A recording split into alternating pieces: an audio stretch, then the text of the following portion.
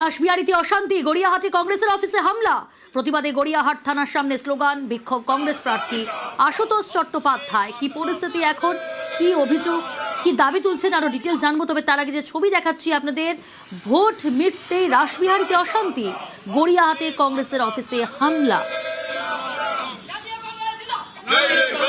অমিত রয়েছে আমার সঙ্গে টেলিফোন লাইনে। অমিত, কাদের বিরুদ্ধে অভিযোগ, কি ঘটনা ঘটেছে? দেখো, দুষ্কৃতীদের বিরুদ্ধে মূলত অভিযোগ করছেন, কংগ্রেসের তরফে অভিযোগ করা হচ্ছে।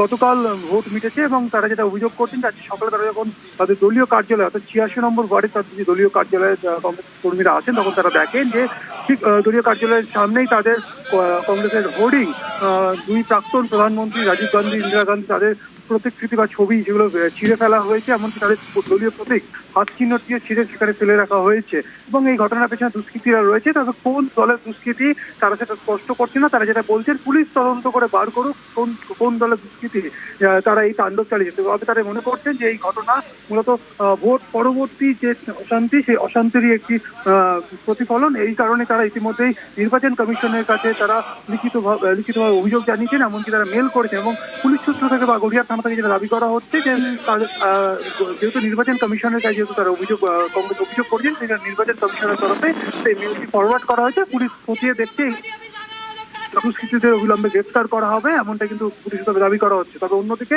কংগ্রেসের তরফে দুষ্কৃতীদের গ্রেপ্তারের দাবিতে গড়িয়াহাট থানার সামনে আশুতোষ চট্টোপাধ্যায়, যিনি রাসবিহারী কেন্দ্রের প্রার্থী, এছাড়া কংগ্রেসের অন্যান্য কর্মী সমর্থক, তারা কিন্তু অবস্থান বিক্ষোভ তারা করেন, তারা স্লোগানিং করেন দুষ্কৃতীদের গ্রেপ্তারের দাবি। বিক্ষোভ উঠেছে এখন অমিত?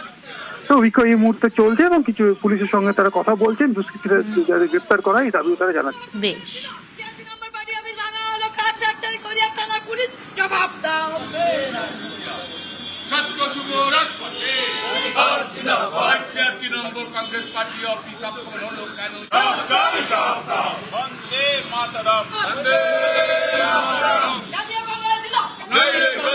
গতকাল ভোট গেছে, আজকে এরকম ঘটনা নির্বাচন কমিশনকে পর্যন্ত জানিয়েছে।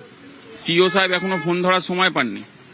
এবং এই যে ঘটনা, এই ঘটনা পরিষ্কার বুঝিয়ে দিচ্ছে যে পলিটিক্যাল যে ভায়োলেন্সটা সেটা চলতে থাকছে। কংগ্রেসের একজন খুন হয়েছে ইতিমধ্যে, আপনারা জানেন, আসানসোলে। এই প্রথম রাসবিহারী বিধানসভা কেন্দ্রে এইরকম 86 নম্বর ব্লক কংগ্রেস অফিসকে ভেঙে দেওয়া হচ্ছে। ভেতরে 17C আছে, কোনো লজ্জা নেই, মানে অ্যান্টি সোশ্যালরা দাপিয়ে বেড়াচ্ছে পুরো।